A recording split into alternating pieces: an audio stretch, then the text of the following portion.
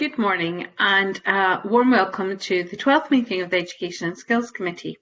Our first item of business is to decide to take item 3 in private to allow discussion amongst members of the evidence taken today. Does any member object?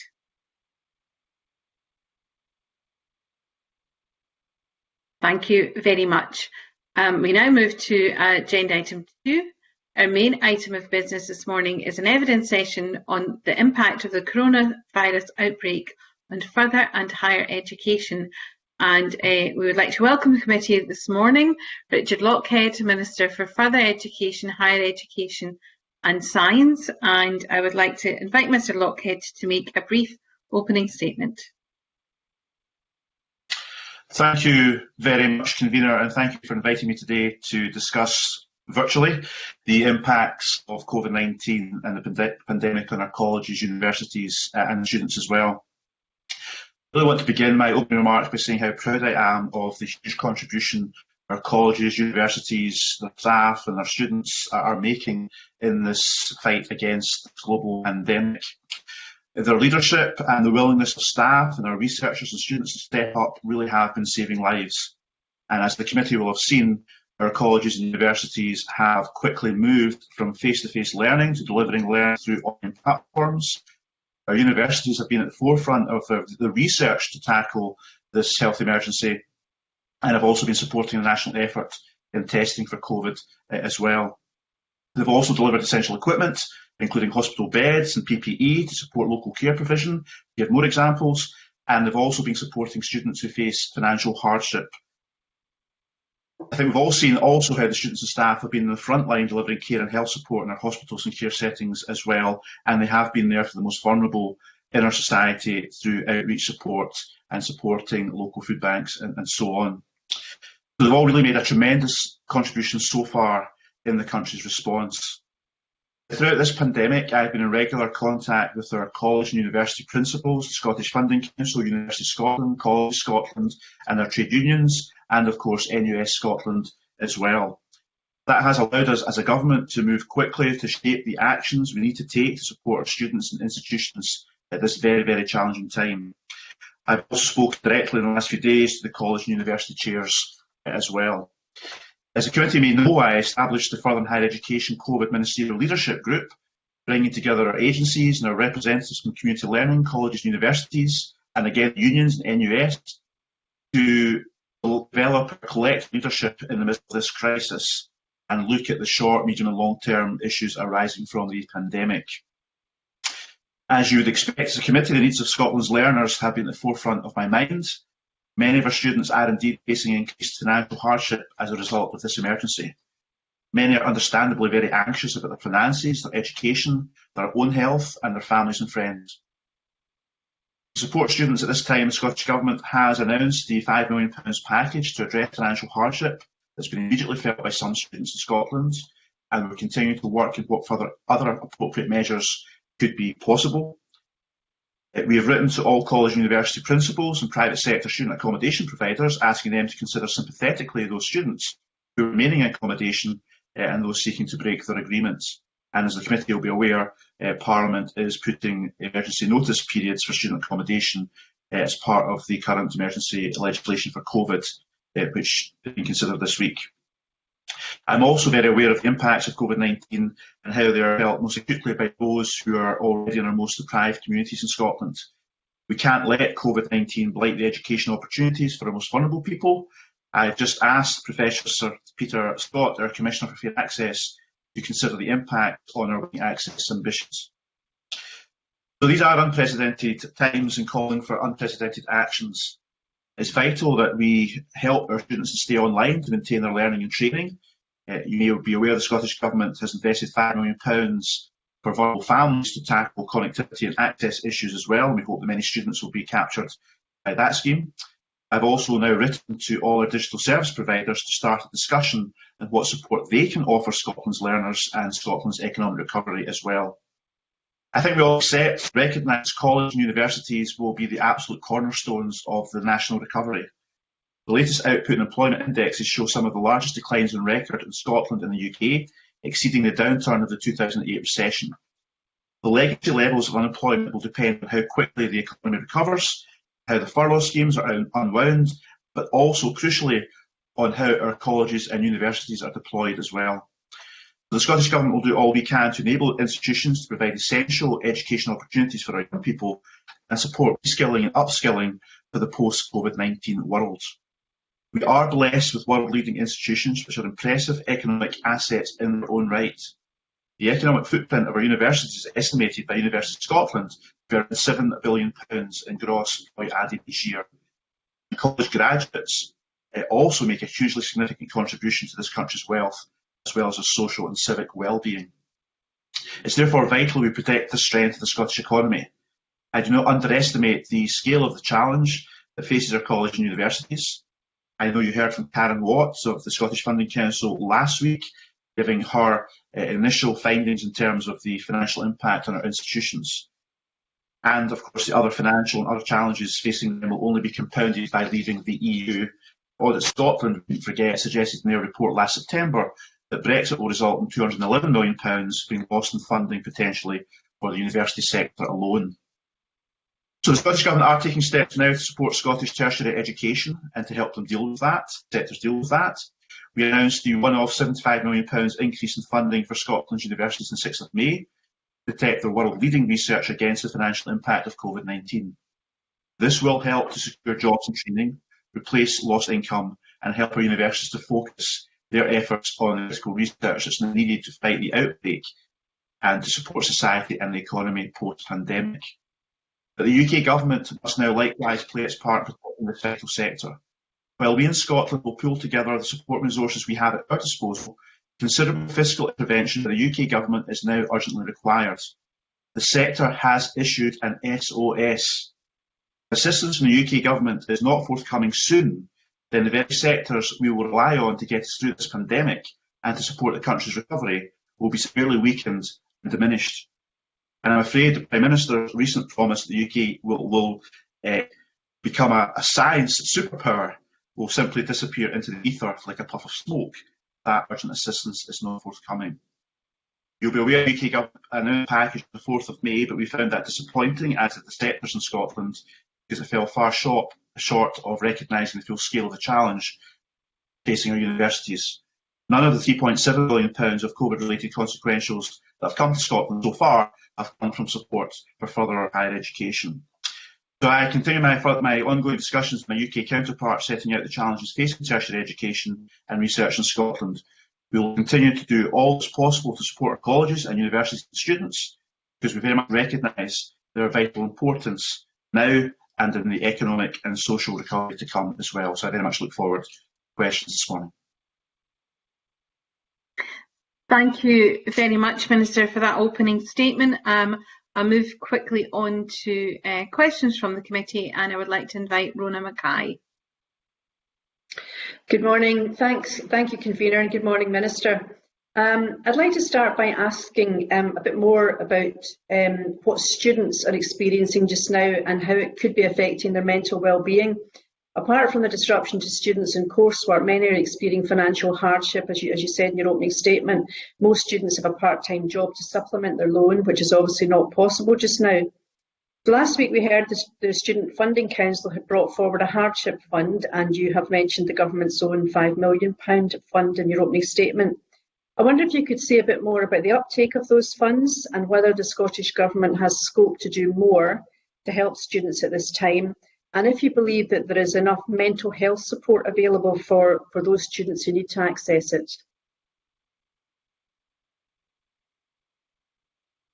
For those questions, and they are very important questions because we're very concerned about both the mental welfare of our young people in Scotland as a result of the impact of the pandemic, but particularly our students in the case of today's discussion, and also the financial hardship they'll face given that as terms come to a close and many of the part-time jobs that our students rely on, particularly retired students in this case, will not be there because of the economic impact overall, in particular in sectors like leisure and tourism, hospitality, where many of our students work over summer.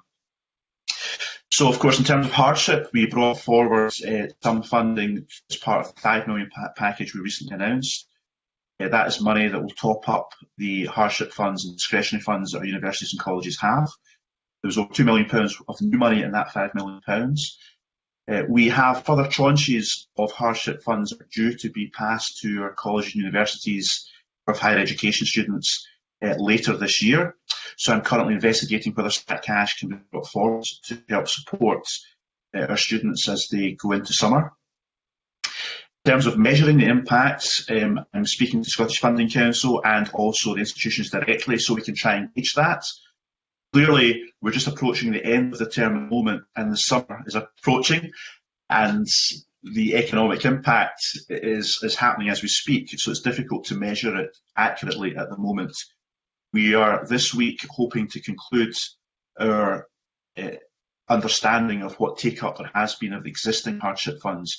It's very variable. We know that some universities have used about 75% of their hardship funds so far, and other institutions have used a lot less than that. So clearly they're in the hands of students approaching them and seeking support. But we're trying to keep a very close eye on that. In terms of mental health, again, we work closely with institutions and various organisations to ensure that there's mental health provision for our institutions. You know me, we are funding the rollout of 80 mental health counsellors in the colleges and universities, just giving £3.6 million towards the first tranche of that rollout. And also we help fund NUS Scotland, who've got Think Positive campaign, and we're having further discussions with them to further support that in times going forward. And have the Big White Wall initiative, which students are using on campus as well. So we're paying close attention, very close attention to those issues. It's going to be a very real issue. Thank you. Thank you for that, Minister. Thank you for that, Minister.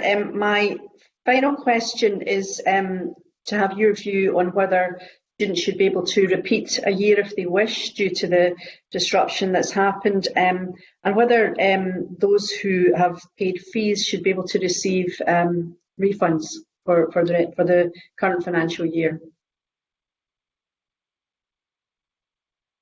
So in terms of repeat years, clearly we are very concerned about the impacts on the delivery of further higher education in Scotland at the moment. You'll hear me say time and time again through this evidence session, as I'm sure you heard from Karen Watt last week, because things are happening in real time at the moment. It's a fast-moving situation. It's very difficult to have an overall picture at the moment. We are not detecting a lot of demand for repeat years at the moment. It's important to know, though, that the funding arrangements in Scotland allow for your course plus one. That means plus 1 year if required. That could be through reasons of ill health or reasons you will need to repeat a year or have an extra year of education. So there is actually a mechanism at the moment within the current funding arrangements to have an extra year funded through the system. Clearly that is there, and we would be very flexible in how that is used moving forward. In terms of refunds of fees, I think this is a bigger issue south of the border than perhaps in Scotland, where of course fees are paid by the government, but of course there are issues for international students and not other nationalities in the rest of the UK. Again, we know the institutions are going to work hard to deliver good quality further in higher education and hopefully remove any motivation for any students to require a refund of their fees. So we'll just have to closely monitor that. It's really up to institutions to discuss these issues with the student. This is very much an institution issue, not a Scottish Government issue directly. But of course, given where we are at the moment with an unprecedented global pandemic and the impact that's having on the ability at the moment for normality in our students, we will pay close attention to that also. Thank you. Does that conclude your questions, Ms Mackay? Yes. Thank you. Thank you. Thank you. We'll move to Mr Halcrow-Johnson. Thank you very much. Good morning, Minister.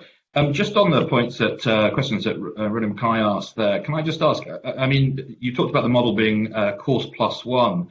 If there was a large number of students that chose to repeat a year or had to repeat a year, obviously that would put an additional burden on funding. So have you got any estimates yet for the parameters of what that extra funding may be required, or what gap that may leave in funding?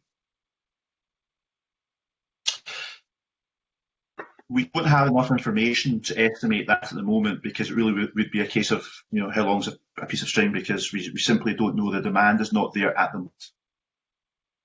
What I'm saying is there's flexibility should there be cases across Scotland where students require to repeat a year and institutions agree that with them. The whole of the Scottish Government's facing a massive challenge at the moment, coping with the economic and financial fallout of the pandemic. And that does take me back to the point about consequentials in the UK government, because quite clearly the support we've given other sectors in Scotland have been made possible by the fact the UK Treasury has the tools to help, and we've had the consequentials.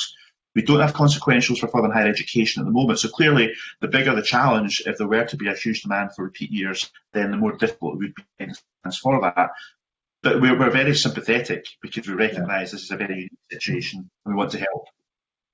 I'm trying to establish what the situation is. So, and what is obviously under the control of the Scottish Government, what the kind of landscape's like. I was just going to ask as well very quickly. I mean, obviously, accommodation is one area that some students may feel may have concerns about. They've paid for accommodation, and if they're not going to be, they'll be repeating that may be a difficulty getting back. Is there any discussions that have been had with universities on refunds if accommodation is not required any longer?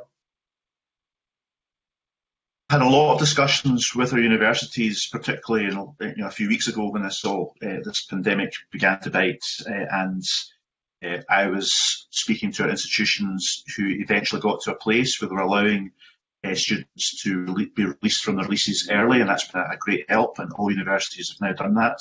I also had correspondence, and officials were discussing this on a regular basis with the Trade Association for the Purpose-Built Student Accommodation Providers. Many of them have responded sympathetically as well. Of course, as a backstop, we're putting through the legislation through Parliament that will give existing tenants 7 days, the ability to 7 days notice out of their leases, and then for new leases going into next term, 28 days notice. So hopefully most students have found a solution to this. I've personally been contacted by some students. Things have moved on for them and they're in a better place. But I know there are still cases out there, and if there are still cases, we will discuss these with the companies and universities if need be. Thank you for that. I'll get back on the points which were the main points I was looking to raise.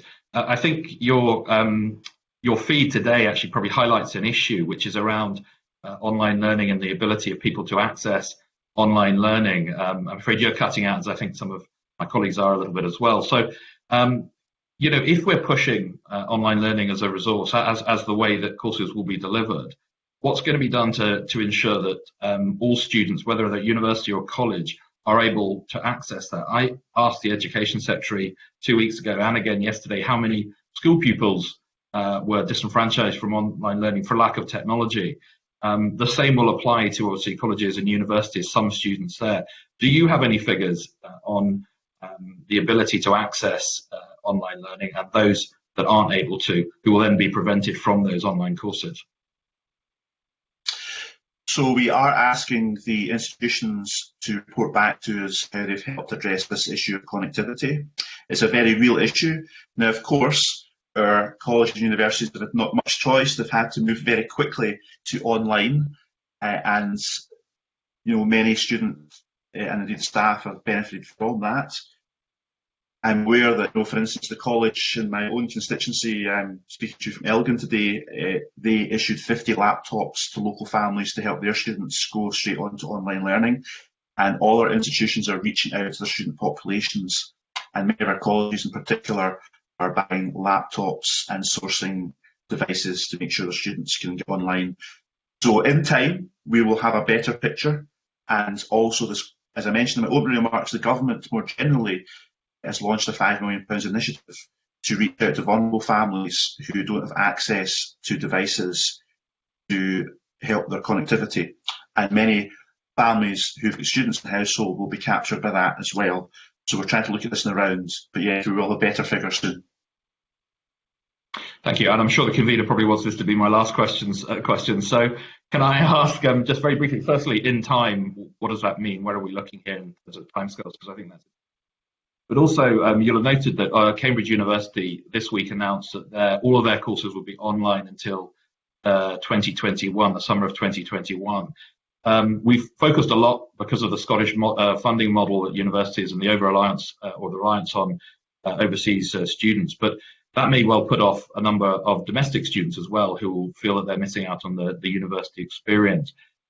What concerns do you have for domestic students if all courses are online, particularly at university? And is there any estimate on the number of domestic students that may choose to defer a year if all courses are online? So I have noticed the decision that was announced by Cambridge University, and clearly in England they're at a different place on the timeline for the strategy over handling COVID-19. So our universities now are looking at where we're going with the scientific advice in Scotland. There will be more announcements in the coming days, I'm sure. But in terms of their own decisions, we know that some universities are speaking about maybe delaying the start of term by a couple of weeks here and there. Others are still decisions to take.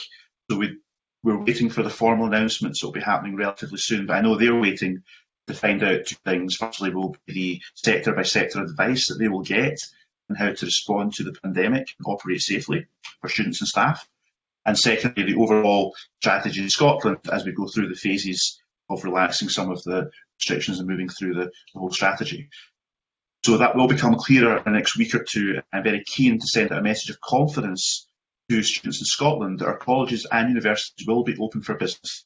And it's very likely that they'll be open for business after summer in some shape or form, close to normal term times, but clearly we're still waiting for the detail. Now, some universities may stagger certain parts of their operations for a few weeks or a few months. But in the sense of being open for business, they will in some shape or form, I'm confident, be open for business in the term after summer. We will pay very close attention to any requests for deferrals. We know there's been some, but there's no flood of requests for deferrals from Scottish students we're aware of at the moment. But of course, young people in Scotland, as we speak, are just taking their decisions in the next few weeks. Thank you. Thank you. Can we now move to Beatrice Wishart, please? Thank you, Convener, and good morning, Minister. I'd like to ask about a student experience in terms of the postgraduate students at 12 art and design institutions across the UK who have started an action group called Pause or Pay, and the action group includes the Glasgow School of Art and the Edinburgh College of Art. The campaign calls for studio-based art and design courses to be paused or a refund offered to reflect the loss of access to facilities. The students don't believe that it's practical to move their course online. So does the Minister have any comments on the campaign, and what advice would he have for postgraduate students who feel that they've not had the experience that they saved for, worked hard for and paid for? Well, I absolutely understand the concerns of students in that position. It's an incredibly anxious time. Our young people in particular and students are looking ahead to their lives and their careers, and they were all excited about getting their exams underway and getting their qualifications and moving on. In terms of some courses, of course, it's more challenging to deliver them online than other courses, and art and design is one example that's a lot more challenging to deliver online. However, I do know that the Glasgow School of Arts, the Royal Conservatoire, they're looking at very innovative, imaginative ways to carry out their assessments and teaching using online. But they do also recognise there are some areas where that will be exceptionally difficult. They may have to change their timescales for delivering their courses. So again, they're thinking about that just now. In terms of students requiring refunds of courses or postgrads, that is an issue they'll have to bring to the attention of their own institutions. We do have the Quality Assurance Agency in Scotland, which is looking at ensuring that our institutions are delivering good quality of teaching and education. So they are looking at this closely as well. So the QAA will be speaking to institutions and working with them closely when it comes particularly to those courses. There are challenges delivering them online. So I will pay close attention to that also. Thank you. Like art and design courses, there's other subjects that would have practical elements that are more difficult to move online. Teacher training, for example, where classroom placements are built into course programmes. So do we have any indication what the government's plan on following for the announcement next Thursday or tomorrow? Sorry, I've lost track of the days. And will there be any mention of further and higher education in the statement tomorrow? For example, is there any recommendation of a delay to starting the next academic year? And how much discretion will universities have? So in terms of when terms start, the universities are independent institutions that can take their own decisions over when to start their terms. This is not a Scottish Government decision. Of course, given the exceptional circumstances just now, we're in very close contact with our institutions to support them, and we want Scotland to send out a message that we remain open for business, albeit teaching and education will be delivered in a different way than previously, because we have to adapt to the new post-COVID-19 world. So we will not be recommending to universities they delay their term times. That's a decision for each university, because they're diverse, as you said yourself, different types of courses out there and so on and so forth. I am confident that most, if not all, of our institutions will be open for business come the new term. But clear, as I said before, some will take decisions to stagger particular courses, or they may amend their starting times of the new term by a few weeks here and there. There are different approaches across the sector. So we're still waiting for them to take their final decisions. Thank you. And my final question goes back to student finance. And you've touched on what the hardship funds, and we know how difficult it will be for many students who've lost access to part-time jobs over the summer. I just wonder if SAS, has there any consideration been given to SAS making payments to cover the summer period? So I know that there's widespread concern over the financial hardship our students will face, particularly as we approach the summer holidays. And we discussed before in this meeting how a lot of the jobs they would normally get income from have virtually disappeared. We are looking at a range of options of what more we can do urgently to help students in hardship. In terms of the Student Awards Agency for Scotland, who deliver bursaries and hardship funds for higher education students, both higher education students at university, but also higher education students in colleges, and likewise the SFC provide funding to our colleges. Clearly, if time is of the essence, I know that some people have said that the agency should get a new bursary, for instance. That could take some time to set up. How would you target it? Because if you simply extended existing bursaries, these bursaries help certain categories of students in Scotland for very good reasons. But of course, we're talking about the impact of COVID-19. That's a much bigger issue, and you can't simply use the previous bursary schemes to identify those that have been impacted by COVID-19. You'd effectively have to design a new bursary scheme. Then you'd have to find the budget for it. So I think at this stage, the hardship funds, which allow each institution a lot of flexibility to deal with the local circumstances and help students, is probably the best way forward if we can identify funds to support that avenue to help students. As I said before, we really hope the UK Government will announce support for hardship for students across the whole of the UK. I've also written to the Secretary of State for the Department of Work and Pensions, to Theresa Coffey, asking her can she not consider introducing universal credits or some other means of help for students, returning students over the summer, students who are returning to education after the summer and at the moment are not entitled to social security payments or income support. Thank you, Minister. Thank you. Can we now move to Ms Ross, please? Thank you, Convener. Good morning, Minister. Thank you for joining us today.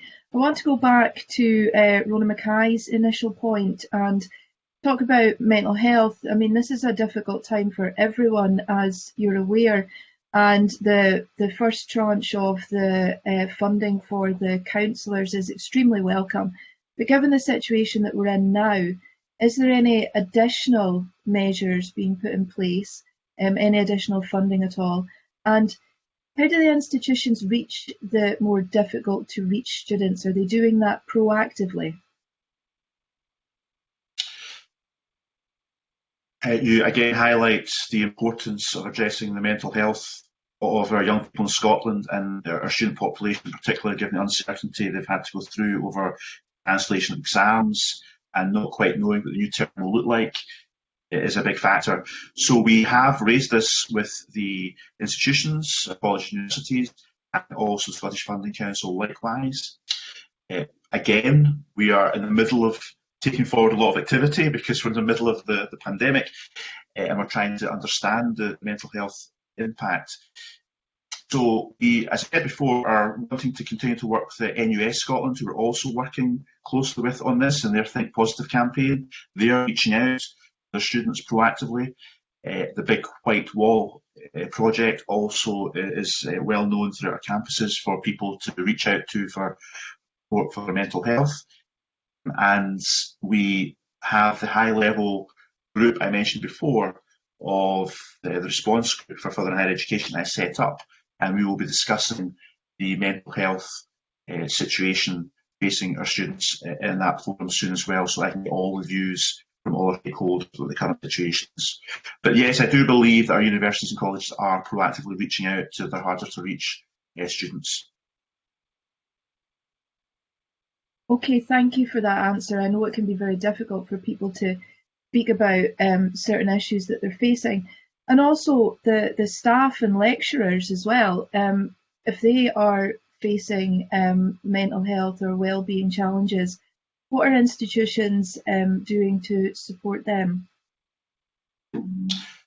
Well, I would very much urge our colleges and universities to pay very close attention to the mental health of their staff members.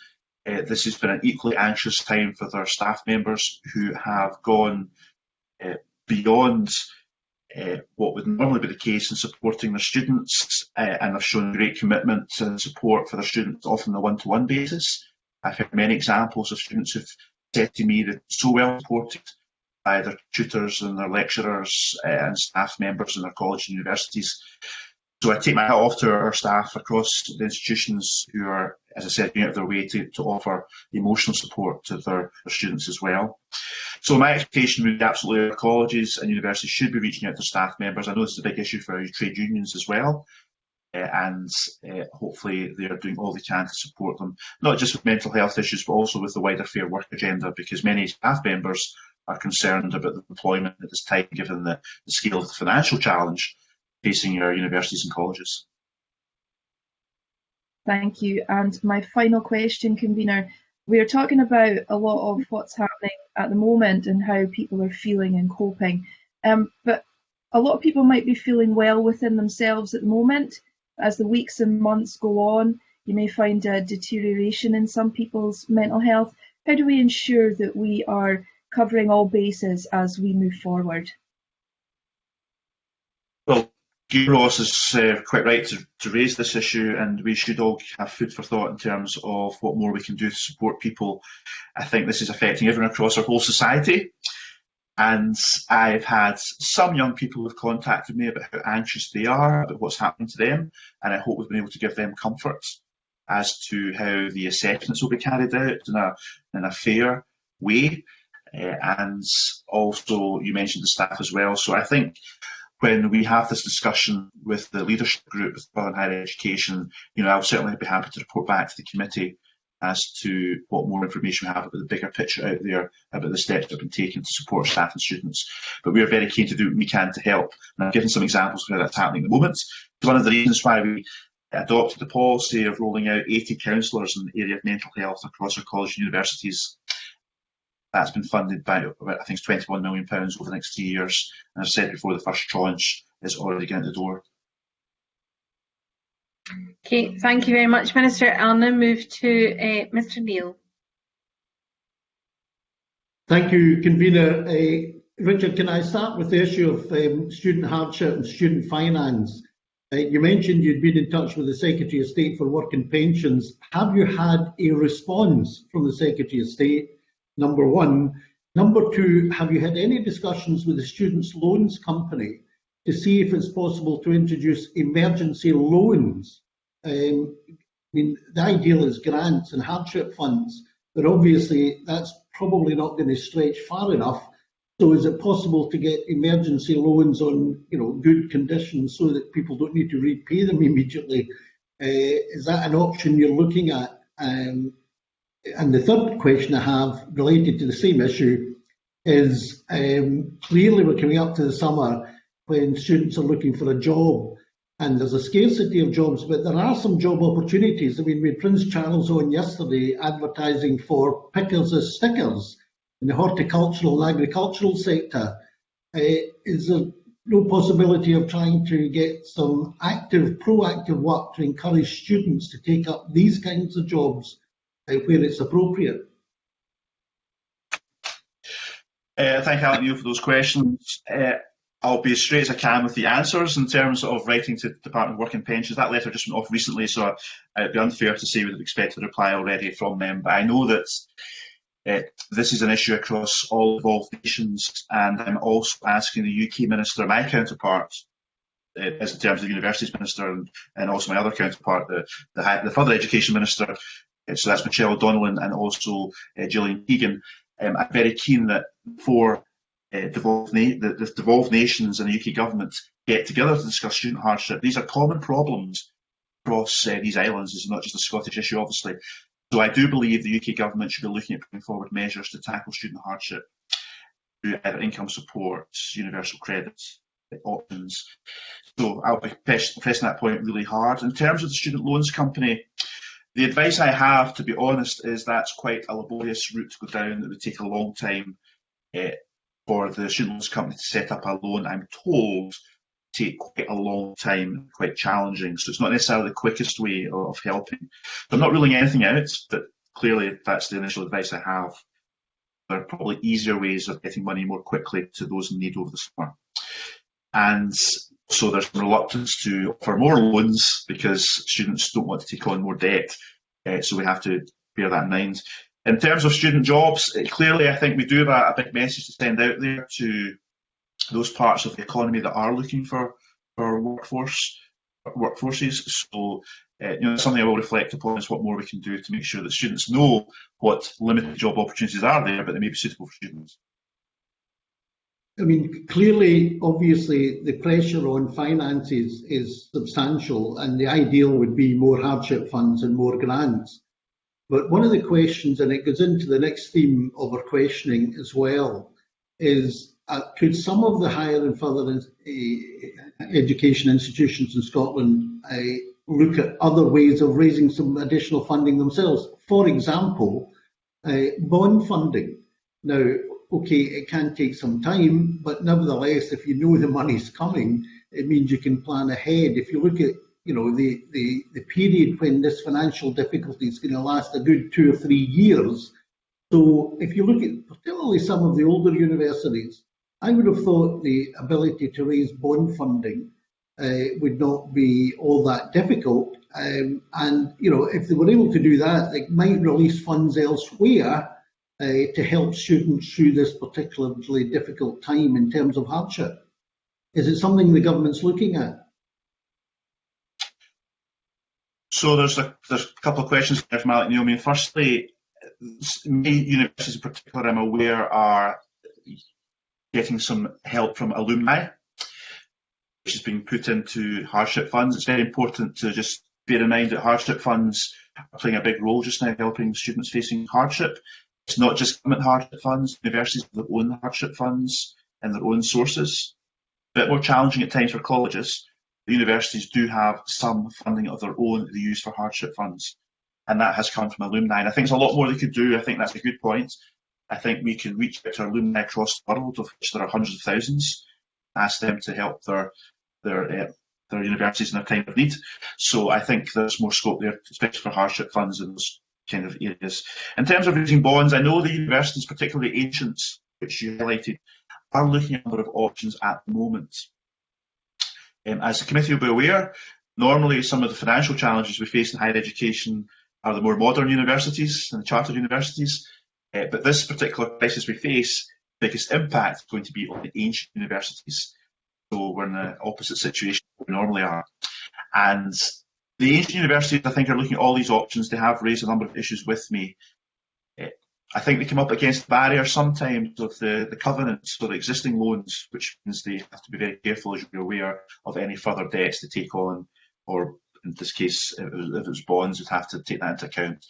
So I know some of them feel that they're limited in what more they can do in terms of going to the financial markets, but that's something I'll reflect on.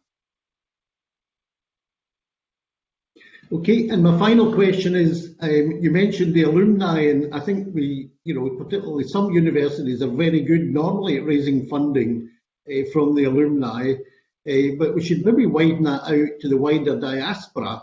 And in particular, the Sunday Times last Sunday produced a list in Scotland of people who are extremely wealthy. Why don't you write, or the First Minister write, to the 100 most wealthiest people in Scotland and ask each of them to put £1 million into a student hardship fund? So that's a good idea, and let me reflect on that. I don't want to speak to the First Minister about approaching the 100 most richest Scots, but I have been thinking along the lines of more inventive avenues we can explore to raise money for this crisis. The number one issue in my head is alumni, in terms of less conventional routes that we've not used perhaps before. Ironically, before this crisis happened, I had started off an alumni initiative, a Team Scotland approach, which the universities are now signed up to, in particular, also extending this to colleges. But the universities are now signed up to a Team Scotland approach in terms of an alumni initiative across the world. I do think that's a huge untapped resource, both for bringing jobs and investment into Scotland. I think an even bigger role now will be research funding, but also the idea of hardship funds for students. And as I said before, some universities have tapped into alumni that's helping their hardship funds. But I will take away the idea. I like these ideas. Thank you. Raise 33 million. Surely the Scottish Government could raise 100 million from the richest. You never know. I'll take that as a comment rather than a question, Minister, if you don't mind. And we'll move on to Mr. Gray. Thank you. Thanks very much, Convener. Minister, I'd like to ask if you have, given that universities are concerned about recruitment of overseas students and perhaps also students from the rest of the UK, I wonder if you've considered raising the cap on Scottish domiciled and EU students to try and allow them to take more of those students on next year.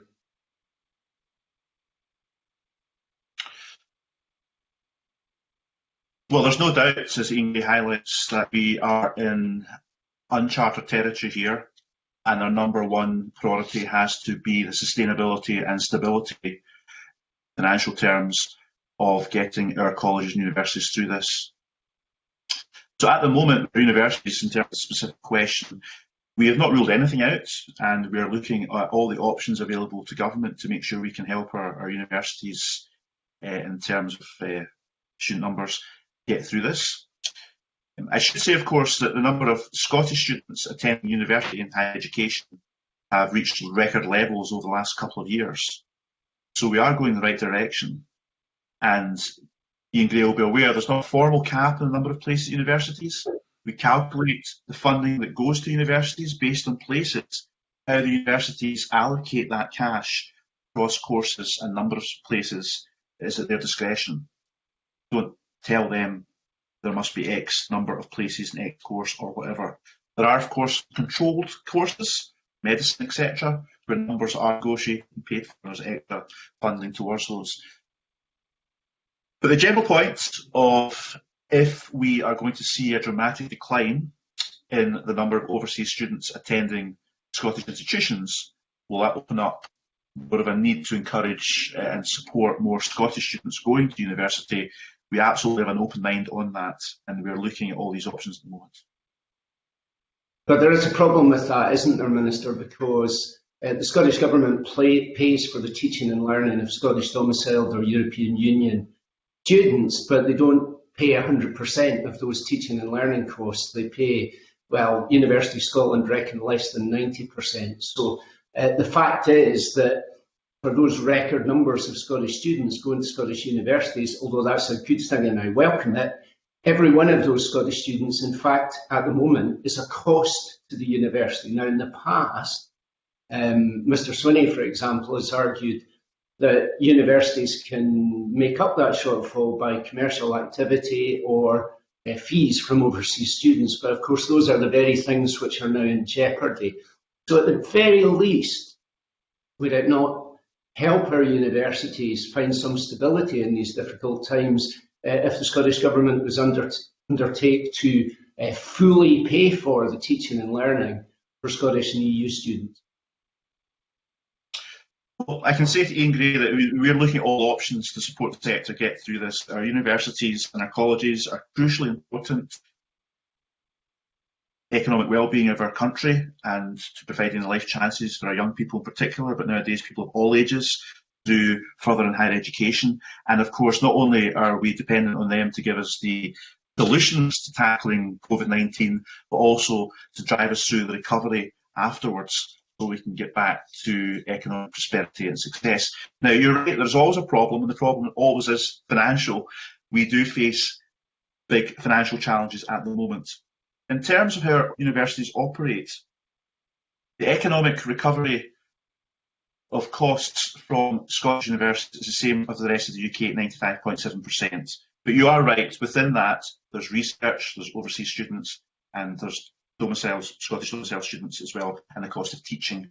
And therefore, we do have variation across the UK of the economic recovery percentages for each of those areas of activity within universities.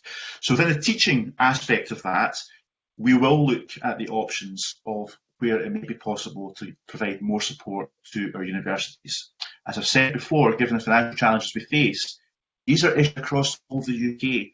We don't have specific additional problems in Scotland because of the issue raised by Ian Gray. All universities across the UK are suffering at the moment. I've heard some eye-watering figures of shortfalls in some English universities. We've got some smaller institutions in England that are very dependent over students, even more so than Scotland. So we need the UK government to step in and help all universities across the UK. And if we can get those consequentials, that might help us address that kind of issue that Ian Gray's mentioned. Well, I don't really understand that answer, because the issue I put to you, Minister, was about the funding mechanism that we use in Scotland, because we don't have tuition fees. So that's not an issue across the UK, that's a Scottish issue. The fact is the Scottish Government don't reimburse in full the universities for teaching and learning for Scottish students. So let me approach this from a different angle. Within that cap, we have European Union students, and it's estimated that's around £90 million of funding for universities each year. Universities are concerned that both because of Brexit, but also because of an unwillingness to travel because of coronavirus, those numbers might fall as well. This is money which is already in the university system, already in the budget.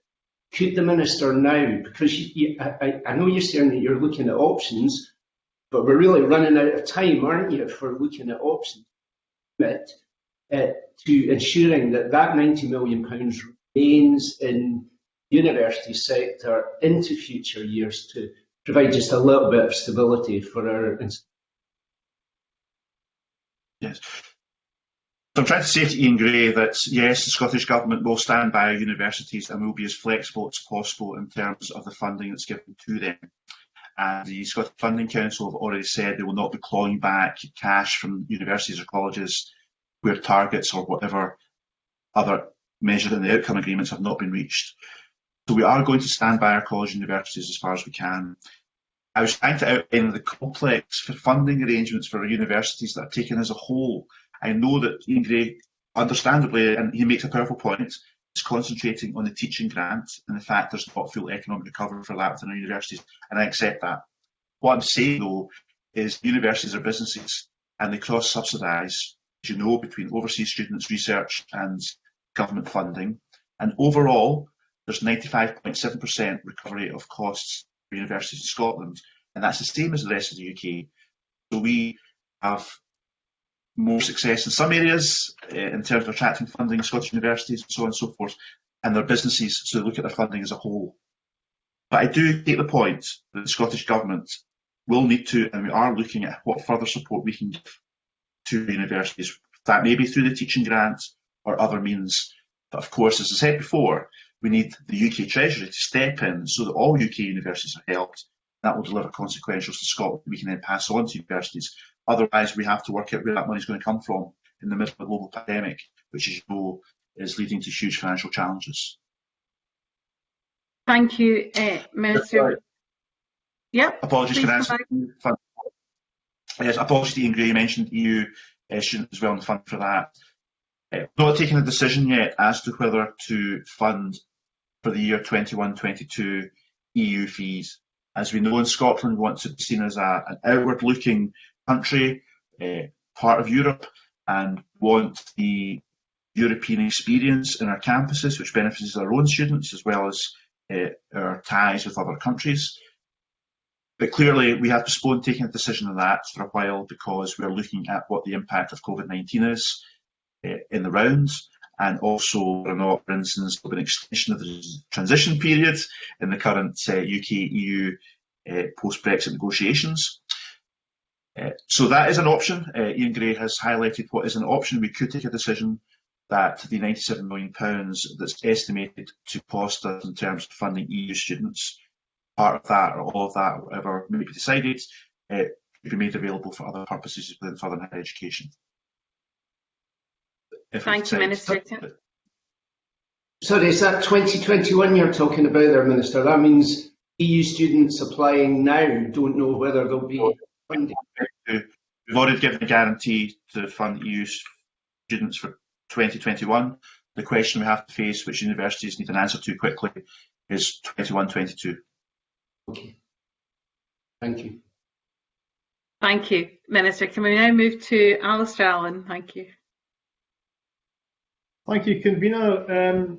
Minister, you've already indicated some of the institutions that are most exposed financially in the current situation. You mentioned the ancient universities, the larger universities. Can I ask, what kind of assessment have they offered you? We've received some evidence, I think, as a committee, but what kind of assessment have they offered you about the scale of that financial exposure and the period for which they think it will extend? Thank you to Alistair Allen. The figures outlined by the SFC are very much recognised by the universities affected. And it's just to recall, the impact in this year from COVID-19 is estimated to be £72 million for universities and £25 million for our colleges.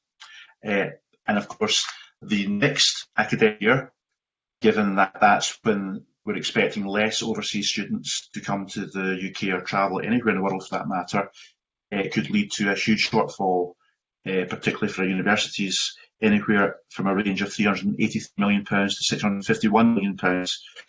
That's a massive knock. And as you've said, that's the ancient universities very successful at attracting overseas students, in particular, that would take the biggest brunt of that financial hit. I very much identify with that. I have to say these figures are always changing because universities actively are taking decisions just now of how to manage their finances going forward. They're talking about salary freezes, recruitment freezes, postponing certain projects and capital projects and so on. So these figures will change, and they're taking steps to avoid as much as possible of such a large financial hit. But I think we can all accept that no matter what happens and what measures to take, we're still talking about a very, very serious situation. The universities estimate that depending what support's forthcoming from government, and I'm talking UK government as well as Scottish government, it will take several years for our universities to recover from this and get back to where we were before in terms of income from overseas students and research. This is not just an issue of overseas students, this is a massive issue for research income for our universities as well. Our charities face massive challenges in raising cash and donations at the current time. That means to spend less in research in the universities. Industry is expected to cut back on the money they're spending on research, potentially because of the challenges they face. That will knock-on impact for our universities as well. Brexit potentially will have a huge knock-on impact. said before, Audit Scotland reckon their universities could lose £211 million from Brexit alone, and a lot of that is Horizon 2020 research. So these are massive challenges facing the sector, not just overseas students, research as well. So it could be 3, 4, 5 years to recover from this. Given what you just said, about the length of time that this could take to recover from, I preface these remarks by saying that obviously nobody anticipated this situation in the universities, and it is a good thing that we have students from around the world at our universities. But notwithstanding the fact that these are independent institutions, Minister, does the government intend to have any kind of discussion with the universities about the type of business model that they have, either whether it needs to be adjusted in future or whether there is anything that the Scottish Government can do to work with these universities to help rebuild a market of international students? Yes, the financial model has to change. It has to become much more resilient. We have to find a way of tapping into the global reputation our institutions have. We are very successful at further and higher education. Our universities are respected throughout the world, and understandably we've capitalised on that as a nation. And it's one of our big national successes is our universities and the export of higher education. But clearly, as Alice Allen said, no one's expecting a global pandemic to come along and knock that all off course and leave behind so much damage. So we do have to look at having a much more resilient financial model, and we have to look at how overall our colleges and universities can be better protected from these global events in the future. So there's hard lessons to learn, yes, but we of course have just been very successful at what we've done. And whether it's the export of higher education, which has been very successful, or export of Scotch whisky as a nation, of course we have to be resilient, but we want to capitalise on our success overseas for our economy. But if the global world changes and the economic situation changes, of course we're going to be hit hard, so we have to change our model. Finally, you touched on Brexit, and you touched on the fact that that's not exactly a simplifying factor in all this as we potentially come to the end of the transition period, amongst other considerations. How does Brexit, or the issues around Brexit, some of which you've touched on, play into or complicate the already complicated situation around university finance that now exists? So our colleges and universities are facing a double whammy. Many of the crisis meetings we're having just now would have still been taking place, perhaps not to such an extent and not such a deep-seated crisis as we're facing at the moment, because of Brexit. And that's because we have been very successful at attracting European research money from the European Commission. We have been very successful at attracting the best talent in Europe to come and study and work in our universities and indeed our colleges. And we have other initiatives like Erasmus, which are economically valuable to Scotland as well, it's a European exchange programme. So all of that's up in the air at the moment, and if we don't have a continuation of the same level of financial benefits from whatever succeeds those schemes, then we're in a really difficult place, because COVID-19 is on top of that. We were already facing very significant challenges, and our universities were clamouring for the UK government to recognise that they would have to already replace the finance lost from not participating to the same extent in European programmes. And on top of that, now with COVID-19, so it's a very, very serious situation. Thank you, Minister. Thank you, Minister. I'll now move to Mr. Johnson. Thank you, Convener. In much of the discussion around the situation universities find themselves, there's been a focus on international students, and rightly so. But I'm concerned that that doesn't give a full picture. I think any emergency response needs to look at all scenarios and all aspects of that.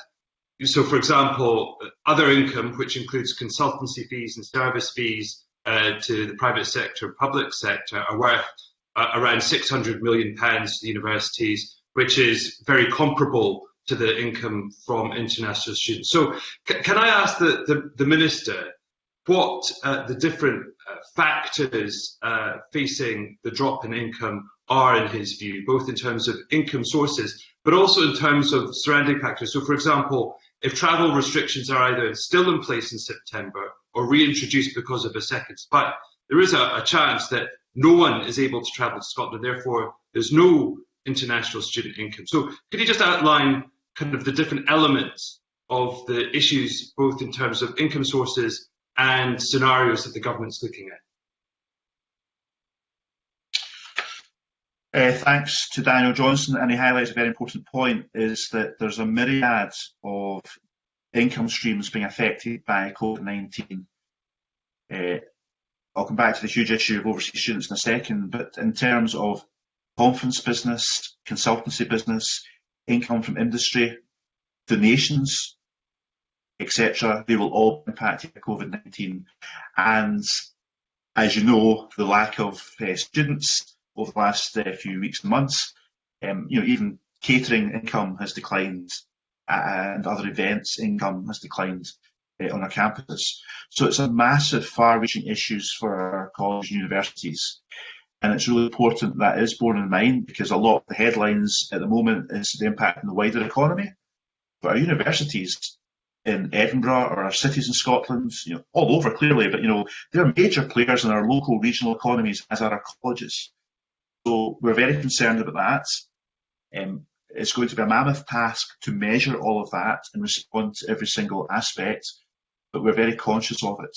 And in terms of overseas students, that's why universities are trying really, really hard to find ways of engaging with the international student community, even if they're unable for the first few weeks or months to travel to Scotland or the UK, either via online, because we still have a fantastic reputation and people still want to study and learn at Scottish institutions. And of course, some Scottish institutions have overseas campuses, and they may be in a better position to continue in terms of the export of higher education. So we are looking at this in the rounds. Apologies, you were freezing there briefly, but I think I got most of that. So I think you're coming to the other. I'll just continue. I hope I'm not cutting over you. But if you look at the scenarios and the total cost stack, if I look at the Audit Scotland report, if you look at other income, fees from non-EU students and indeed our UK students, you're looking at around a third of total university income having very clear and direct impacts coming from coronavirus. And likewise, to my mind, it strikes me that if we still have travel bans in place, and that might not be the most likely scenario, it's still a scenario which is a non-zero probability that of that sort of 30%, which is around 1.4 billion pounds, that we could see a very significant proportion of that 1.4 billion pounds of income being reduced, or indeed not there in its entirety. Is that 1.4 billion the right benchmark? And is a total travel ban one of the scenarios that the Scottish Government is looking at?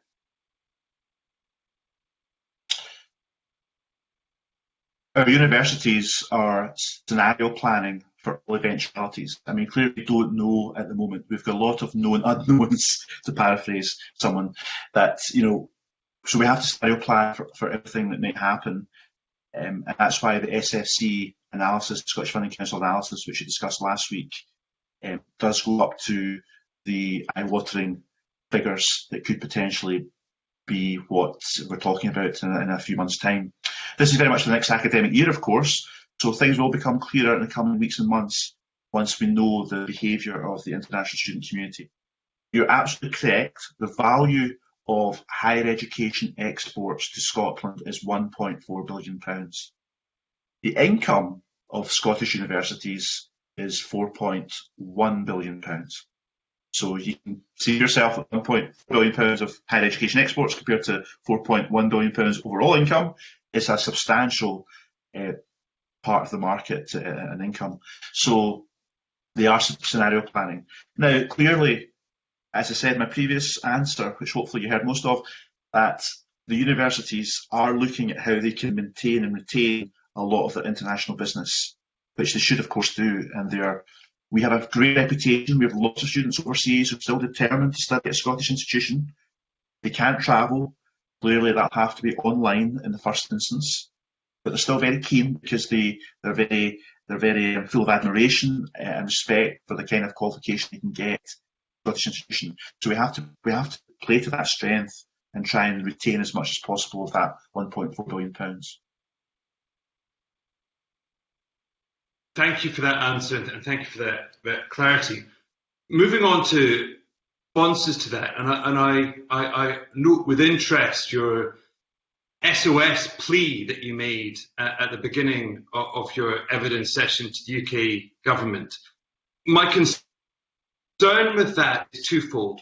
One is obviously that is a sort of a contingency and is very much dependent on the decisions that they make.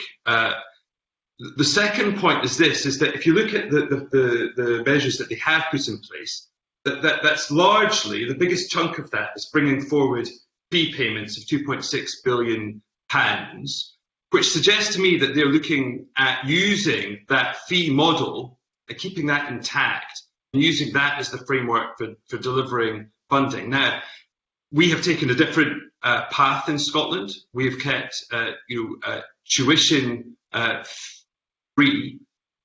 So my concern is if they use that model, we're not going to see consequentials at all. And therefore, the hope that they respond to the SOS plea may be in vain. So if that's plan A, what's plan B for the Scottish Government to plug this potentially several £100 million hole in university finances? I begin by making the obvious point that our universities and our research and innovation, and indeed our colleges in their local communities and regions, delivering skills and upskilling, are absolutely key to Scotland and the UK's economic recovery. And just as we've seen the UK Treasury step in to help other sectors affected, quite rightly, and that's been most welcome, we expect them to step in and help our universities and colleges as well. Clearly, in terms of reserve devolved issues, the universities are heavily reliant, as it is, on, for instance, UK research funds. So 26% of the £1.1 billion worth of research that comes into our universities comes from UKRI. And that's obviously a reserved issue and a UK government responsibility. So they can play a big role to help plug the gap in lost research funds. In terms of responding to the pandemic, it's the UK Treasury that has the responsibility for that, and therefore we need support from the UK Treasury. If Boris Johnson wants the UK to be a science superpower, if that's to become a reality, we need the UK Treasury to back that. We've had lots of warm words before the pandemic about how there was going to be so much more support for research and innovation throughout the UK. Now we need that more than ever, and the sector is sending out an SOS. So hopefully we'll get a positive response to that soon. But we are dependent on the UK Treasury to help us here, and UKRI in terms of research as well. Just finally, there has been an awful lot of speculation about what the impact of this might be. The Scottish Funding Council note that there are 3 universities projecting a negative cash position, which I think is coded language for institutions failure. But beyond the potential loss of institutions, which no one wants to see, and potential rescue plans which may involve mergers, the fundamental point is the number of places and the opportunities we're providing our young people. Regardless of what happens, is there a commitment here and now from the Scottish Government to make sure that that number of places, that number of student places in Scottish universities is maintained, regardless of what happens in the coming months and years? Well, I can also only speak for the current targets and projections, and we have no intention whatsoever to reduce those. We will stand by our universities and their colleges. Of course, the colleges have a target of 116,000 full-time equivalent places, and they're actually asking us to introduce more flexibility to that target, not to have a fixed target, so they can adapt to the demands of the modern world, now compounded by COVID-19, but they're already asking for that target to be reviewed and to be more flexible. And we're being sympathetic towards that request. We're currently considering how to take that request forward. And in terms of universities, the Scottish Funding Council, they are going to stand by our universities and colleges in the foreseeable future. So clearly money from next year can be advanced to this year if we do face very serious situations in the short term for some universities. I'm quite confident universities and colleges are going to get through this academic year and hopefully next academic year as well. And we do expect them, however, to collaborate through this crisis. I think there's a real big opportunity here for our colleges and our universities to collaborate through the crisis, work closely together on a regional level and, of course, on a national level where appropriate.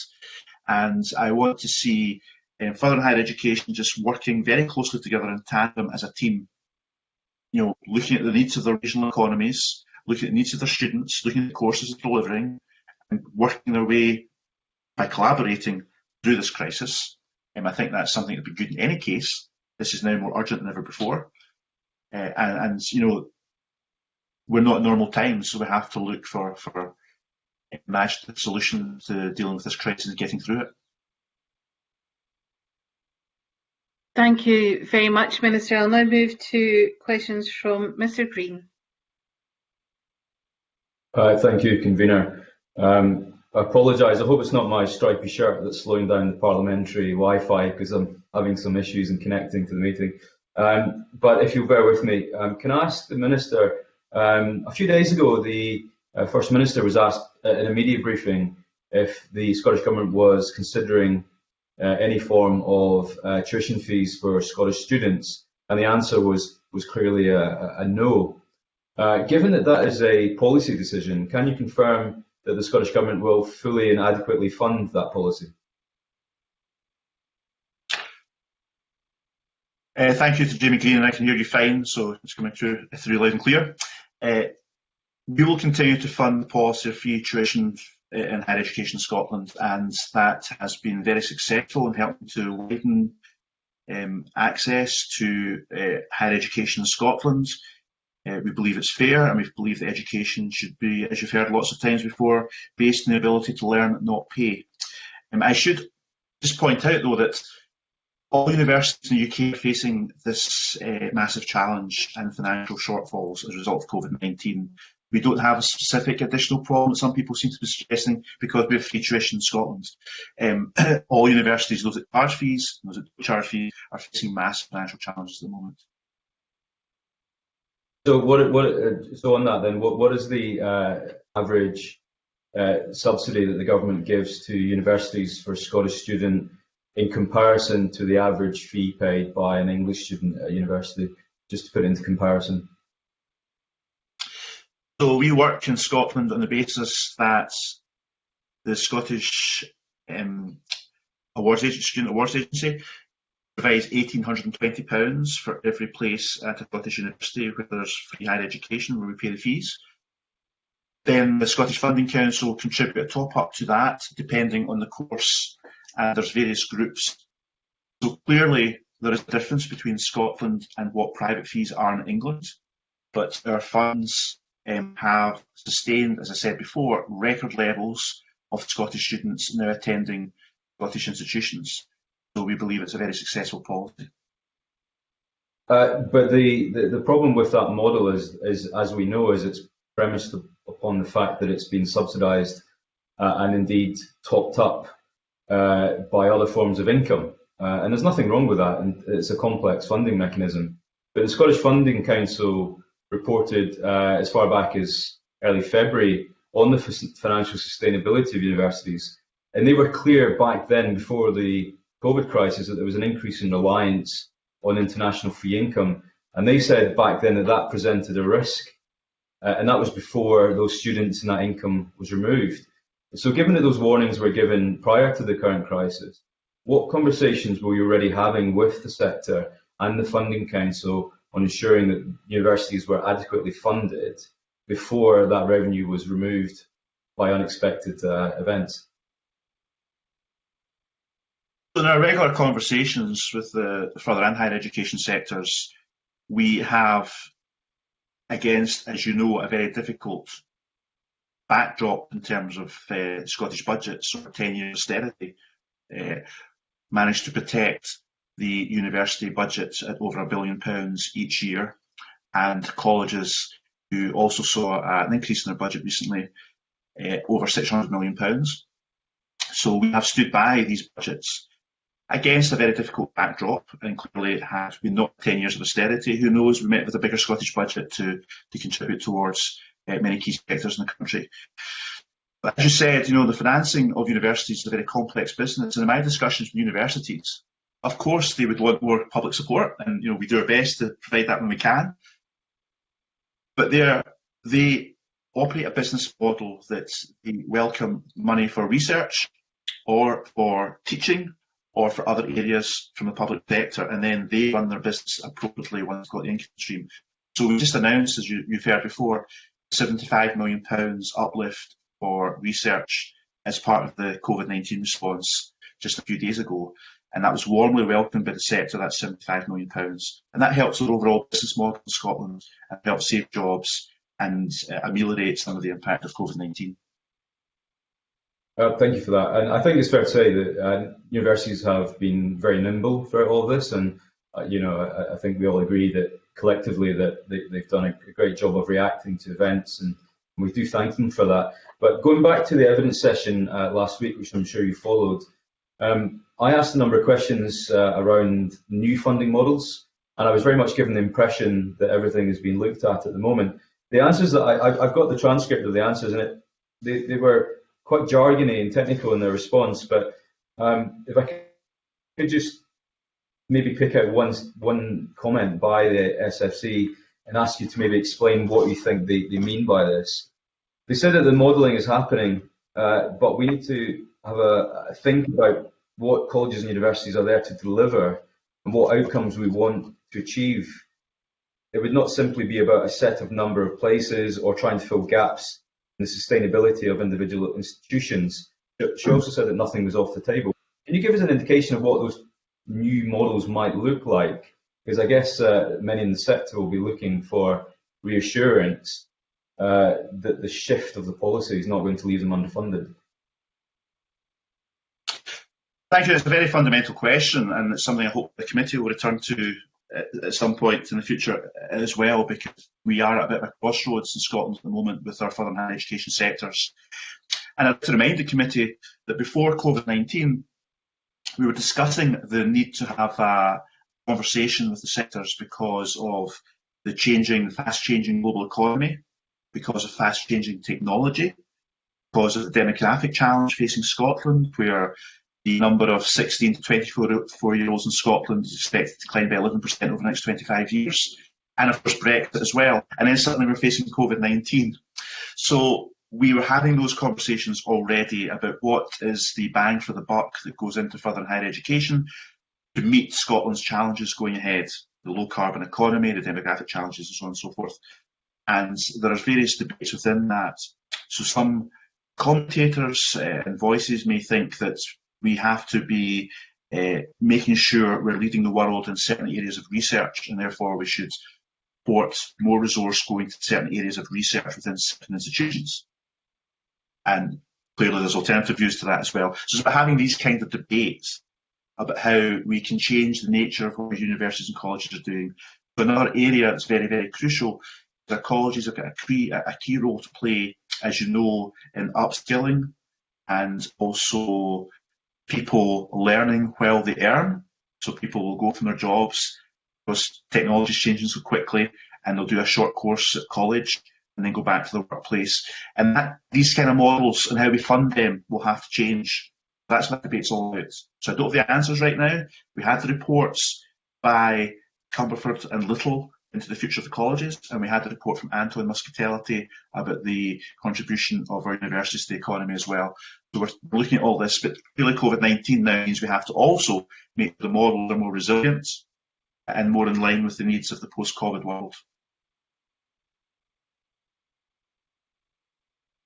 Thank you. Do I have time for one final short question, Convener? Sorry to... yes, Mr Green, go ahead. Yes.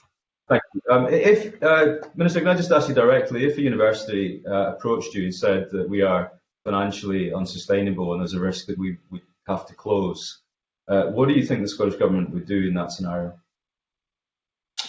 Well, in that scenario, the Scottish Government and the Scottish Funding Council will work very closely with them to avoid that. We don't want any university finding itself in that position as a direct result of COVID-19.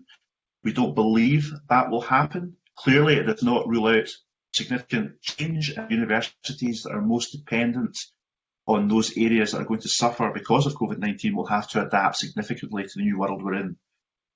But clearly, we don't envisage that situation arising in the first place.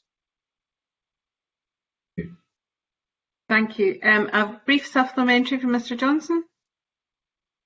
Thank you, Convener. Again, following on from the point about the options which are on the table, last week we heard Karen Watt discuss things such as a hub and spoke model. She also talked about regional integration, and that very much suggests that there's at least a possible future where certain universities are either merge or form close partnerships with colleges. Is that something that's under active consideration? And could the Minister perhaps elaborate a little bit on what is being examined? Thank you. So I think it's a really exciting opportunity for our colleges and universities to become regional powerhouses within our regional economies in Scotland. And we are taking more of a regional view. So you took a city like Glasgow, which has colleges and several universities. Clearly, they should be working very closely together, and they are working closely together. We might look to how to formalise that more in the future, because, as I said before, I think in terms of this crisis, we should be collaborating our way through the crisis of colleges and universities. Universities with each other, colleges with each other, but also colleges and universities with each other. And that would mean that the needs of any regional economy are met. I think that's where Karen Watt was alluding to as well, and the hub and spoke model is clearly, one institution may take the lead for one area and other institutions work with them on that. I think we've got a really good opportunity to make the most of the intellectual capital that we have on a regional basis, and then that would hopefully open up more opportunities for learners and for industry and for workplace learning, so the needs of the economy would be met by at least one of the institutions. I think that regional approach offers a lot for the future of the Scottish economy. Thank you. Thank you, Minister. We're now going to move to Mr Greer. Thank you, Convener. I'd like to go back to the issue of student support, Minister. You mentioned at the start that there's what looks like relatively significant variation in the use of the hardship fund, but I accept that you're still in the process of gathering and understanding that data. But does the fact that variation clearly exists not make the case for more systematic support, i.e. extending SAS over the summer, as was mentioned before? You said before, when that was mentioned, that it would take time to set up. You asked how it would be targeted and said that we couldn't use the previous scheme. And I'm not sure why not. I'd be interested if you could explain what the problem would be with simply extending all SAS bursaries which are currently based on household income. Granted, it's more complicated for the few courses, for example, where all students are entitled to a bursary, but that's entirely manageable challenge. Those are much smaller schemes. I don't see a reason not to simply extend the general bursary scheme, the one based on household income, now, because students have already received their last SAS payment, and some students are struggling right now. Thank you, Ross Greer. As I said before, we're very, very concerned about student hardship, and we are reviewing what more we can do to help address the situation. Whatever was adopted if we did manage to secure budget from anywhere, would have to be very easy to administer very quickly and get to the right people who need it and who are in genuine hardship. So Ross Greer points to the idea, which is a perfectly legitimate thought, which is to use the current bursary schemes and just extend them over the summer months for returning students. Our initial view, is that if you were to use a summer bursary, then you would have to use existing bursaries. That's the quickest way of doing it. That would not necessarily target all the people who are in need. Just because people have qualified for one type of bursary in the past does not mean to say that the people hardest hit by the COVID-19 fallout. So therefore, we feel that we have to find a way of genuinely targeting hardship. As I said before, the easiest way to do that on the face of it at the moment would be through the hardship funds that each institution administers. And we will be having further conversations with them. We are due for another £11 million to go to the hardship funds later this year. I'm trying to ascertain how easy it would be to bring some of that money forward, for instance, if the demand is now, or at least in a couple of weeks' time when the summer term begins to get underway, the summer holidays. So we're looking at these options just now, to say to Ross Greer and committee. The big question, of course, is where the money will come from.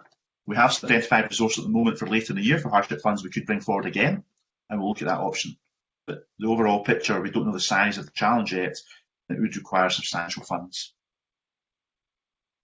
I'm grateful for that answer. I'm still not quite sure that I understand this point around targeting. On a general level, this Scottish Government has been a relatively robust defender of the principle of universalism, but also with the scheme that we currently got, the bursaries that have existed for this term, a level of targeting already exists. So there's a level of data that will be broadly accurate. It will not be completely accurate. It will not meet the needs of everyone. But as a place to start from in an emergency situation to make sure people are getting support now, it would seem that using the existing bursary scheme based on household income in this past term would provide a very, very high level of accuracy. And it goes back to the point the Minister raised right at the start, and about the variability in use of the hardship fund. So can I ask him, does the fact that this variability clearly exists cause you concern that some students, for whatever reason, are missing out on the support that they really need right now?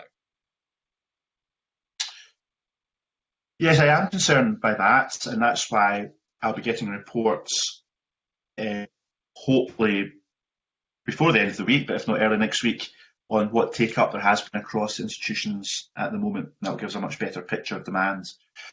But of course, we're not in the summer holidays yet. We're literally just, approaching them. And that's the pinpoint. We'll understand within a few weeks into the summer holidays to what extent people are facing hardship because of the lack of part-time jobs and other sources of income in normal times they'd have been able to benefit from. There's about 50,000 students in Scotland at the moment that receive the SAS bursaries. There's a lot more students than that in Scotland. So, I would just be very keen that if we were able to secure budgets, that it went to people who were in hardship. I mean, the easiest thing might be to continue the bursaries if the budget was available or there just now, but I still think there'd be tens of thousands of students who wouldn't include in those numbers, and that would be an issue for us. Thanks. And just one final question around the issue of deferral, and this has been touched on before in relation to the cap on the number of Scottish domiciled students. There are a lot of students who have an offer or believe on the basis of the qualifications that they'll get this summer that they would be able to gain entry to university for the 2020-2021 term, but are considering deferring that for a year or asking their university if they can defer that for a year, because it looks like the experience that they will have as a first-year student this coming September will not be the normal student experience. Much of what we would recognise as the wider social benefits of the student experience is simply not going to be available in this coming term. So it's understandable that a lot of students would think actually they want that experience and therefore they would like to defer for a year. So can I just close by asking the Minister what discussions you've had with the universities about this issue, because it could cause quite a significant issue, not just for this coming year, for the following year. To have a spike in the number of students who've deferred for a year would have a knock-on impact in the number of places that are then available for the next year's cohort of applicants. Yes, I mean, it's a very important issue because we are trying to gain an understanding of what the behaviour of applicants will be. There have been some surveys carried out by the institutions on both a global scale in terms of overall students around the world, whether they're going to defer and travel and all the rest of it. And there's been some other surveys I've seen as well. They're not shedding a lot of light on the potential behaviour of students at the moment. But they're not giving any clear picture as to whether students are thinking, I want to defer or not defer. What I do know is the universities, because it's mainly an issue for universities in this context of this debate, they're working really hard to make sure they've got a good offer for students and it's good quality education. They also tell me they're getting some feedback from students or applicants, aspiring students, who realise that given the jobs market is under pressure just now as well, and likely to be under ongoing pressure, that they do just want to get into education, get going, and that will be a factor in the thinking of many aspiring students. I think the challenge we face is that we just have to make sure that our young people and all learners are very confident they're going to get a good quality education if they go to college or university. I'm confident that will be the case, and I know that the universities are busting their guts in particular to make sure they can meet in the next academic term and deliver courses, albeit it'll be done differently as before. Thank you. Thank you. Can I bring back in Mr. Neil? Just a quickie, can I ask the Minister, what is the Scottish Government's definition of student hardship? And on that basis, what's your estimate the number of returning students who could come into the category of living in hardship? So thanks, Neil, for that question. I mean, clearly, the biggest factor on hardship will be the loss of employment. And in terms of direct employment for students, that's part-time jobs, summer jobs, and so on and so forth. Some work going on to try and identify the scale of that. Clearly, students may be affected by family circumstances as well, where their parents or families or carers are losing their employment. So, nationally, we're trying to get pictures, about what impact is going to be of COVID on the economy, and that will have a knock-on impact on students as well and their income. The universities and colleges have a lot of discretion over how to deliver their hardship funds, so I can say that to Alec Neil. So they can determine hardship, I guess what I'm trying to say, they can define it in a local context. So in a rural context, it may be the inability to afford public transport to get to college or university. In urban areas, it could be different issues. So this has been a very successful way of delivering support to students who are in hardship over recent years. It's this discretionary fund given to the colleges and universities to use for higher education students.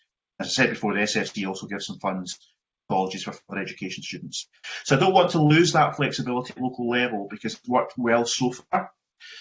I do agree, though, we have to have a very close look at the overall impact on the economy and what that will mean for students in terms of hardship. And finally, can I ask when that overall look and when that research will be completed to get a handle on the numbers we're talking about, Richard? So I'm hoping at the end of this week, early next week, I'll have a report on the take-up so far of the hardship funds at institutional level and what the institutions are finding are the reasons that people are asking for the hardship funds. That will give us an indication of what the demand will likely be going forward. As I said before, because we're not in summer yet, and the summer holidays are kind of the crunch point for those students who would have otherwise had income from part-time jobs and summer jobs, it's a moving feast. So we're just trying to do our best to keep a handle on that. Thank you. Can I bring in Mr. Halcrow-Johnson? Thank you, Convener. It's just going back to the question that Jamie Green asked, his questioning on it. And apologies because, again, the audio wasn't particularly good. So I just wanted to clarify something with the Minister. Can he just confirm that no Scottish higher or indeed further, but particularly higher education institution has intimated to him that their future is at stake, that i.e. that they may have to close because of COVID? No, I've not had any institution that said to me they may have to close because of COVID-19. They have said they face monumental challenges, and the SNC, as I said before, are working very closely with them to ensure that the flexibility in the funding arrangements is there to help them deal with their cash flow issues. I don't have a crystal ball. I don't know where we'll be in a year's time because of the impact of COVID on the economy and public finances. But as I've said before, we will do our utmost to stand by our colleges and universities, and we will seek further funding opportunities as they arise.